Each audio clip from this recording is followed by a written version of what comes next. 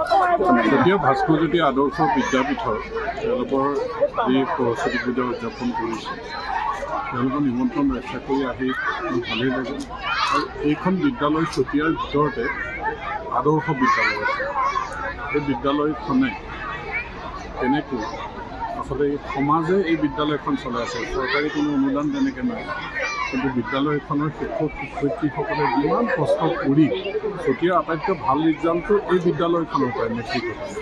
এইবাৰ যোৱাবাৰ 34জন আছিলে, 34জনে তাৰে 11জন ডিষ্টিংশ্যন পাইছে, 12জনে ষ্টাৰ মাৰ্ক পাইছে, 11জনে ফাৰ্ষ্ট ডিভিজন পাইছে।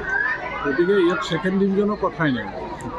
ইমান উন্নত মানদণ্ডৰ যি ৰিজাল্ট কৰিছে তাৰ কাৰণে তেওঁলোকলৈ মই উপহাৰো আজিৰ দিনটোত আগবঢ়াইছোঁ। তেওঁলোকে কম পইচা দি পঢ়ি আছে, মোৰ ফালৰ পৰা মই 1 লাখ টকা এটাও আগবঢ়াইছোঁ শিক্ষক শিক্ষয়িত্ৰীসকলৰ কাৰণে। আৰু তেওঁলোকলৈ মই শুভেচ্ছা জ্ঞাপন কৰিছোঁ, ইয়াৰ পিছত যাতে আৰু ভাল ৰিজাল্ট তেওঁলোকে কৰিব পাৰে। ঠিক আছে।